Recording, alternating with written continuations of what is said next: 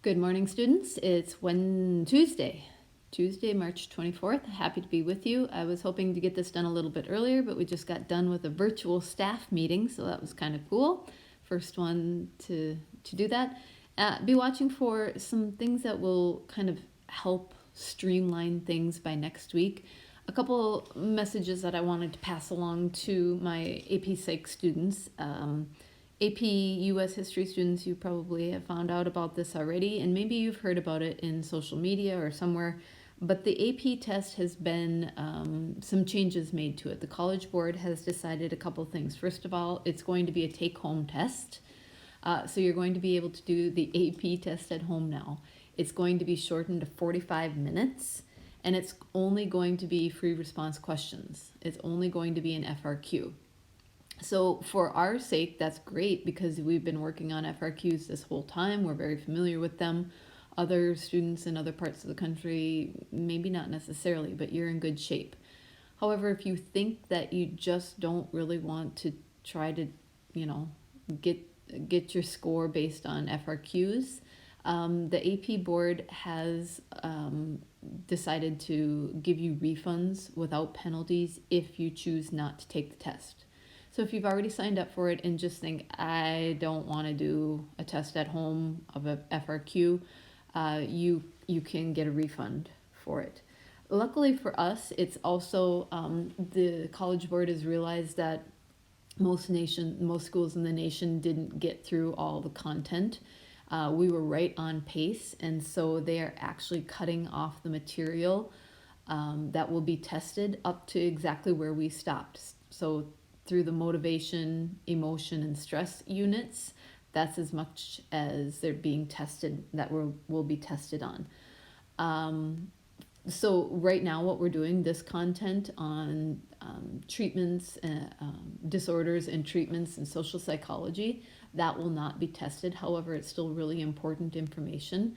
Having said that, at least for the disorders unit, we're just going to keep moving onward and upward. You know, I have a curriculum. This is important things, even if it's not going to be on the AP test.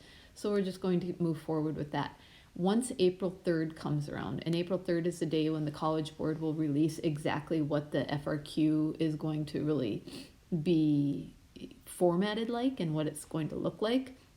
We're just going to move forward. After April 3rd, once the College Board comes out with more indication of what the FRQ looks like, then I might shift to more of a review style online learning. But until then, we'll just keep going on.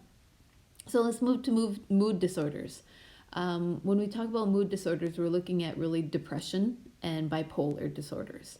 So major depressive disorder, for instance, people must experience at least 5 of those signs for 2 weeks. Now, again, this is what the DSM is going to say. You have depressed mood most of the day. You might have insomnia or sleeping too much, problems thinking, concentrating, making decisions. So you have to have at least 5 of those things for 2 weeks to be categorized with a major depressive disorder. However, probably more common is persistent depressive disorder, dysthymic disorder. This is more of a mild mood disorders. It's for up to 2 years, but you only need to have 2 of those symptoms. This is what we see as very common in the United States. Phobias are actually more common disorders, but depression is the leading cause of treatment. About 17% of adults in the United States are treated for depression. I think it's actually closer to 25% of people suffer with depression. About 17% of those people are treated. And so if you look at that map there, now this is way back in December 2012, but you can see some of the rates of depression, and maybe ask yourself why are some states less depressed than other states, or why do some states maybe have more? It's a good thing to kind of think about. I have embedded a YouTube link. I tried to put this directly on PowerSchool. It was not working. Hopefully this link will work for you that I've embedded right here. If not, I would actually really like you to watch it. It's if you type into YouTube 60 minutes depression placebo, February 19th. It should come up with the hit. It's like a 13-minute and 44-second video. It's with a woman named Leslie Stahl. And they look at some really interesting things of not only pharmaceutical companies, but how other countries handle their depression instances, and the placebo effect. So please take a look at that video. I would like to mention that tomorrow we are having a vocab quiz. So there will be a vocab quiz coming tomorrow, and it will be helpful to understand that video when we get to that tomorrow.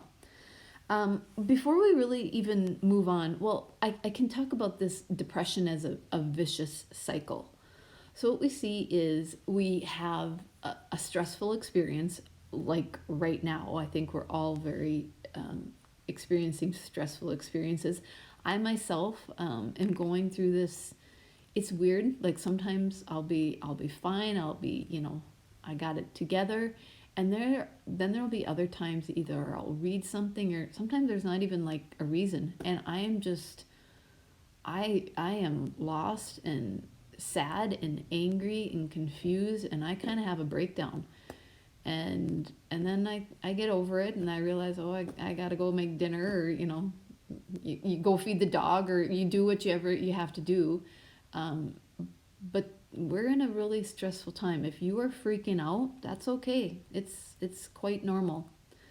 But you have a stressful experience, and then you start explaining it with a negative viewpoint, your kind of outlook of your experience, and it becomes more negative, which brings on a depressed mood, which then fosters cognitive and behavioral changes. Those changes then add to stressful experiences, and so on and so forth. So depression is really, truly a vicious cycle.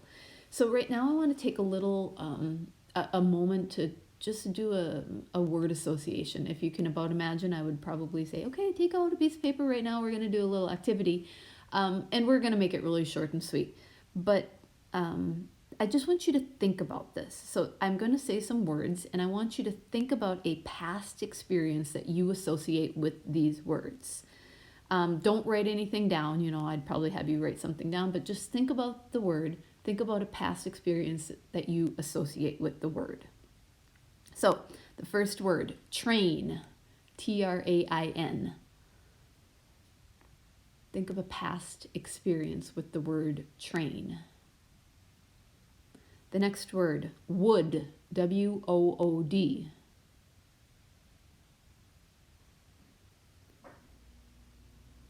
House, House. Race, Race. And Roam, Roam. Think of past experiences that have to deal with these words. And now when you look back and you think of those experiences that I just said about the words, train, wood, house, race, and roam, think about your emotion today and your mood lately. Remember, mood is long-term. Emotion is day-to-day, minute by minute, actually. Then analyze your responses. And then think about, is there a relationship between depression and your memories? Depending on how your mood has been lately, or your emotions are today, did you think of more positive experiences, or did you think of more negative or unpleasant experiences?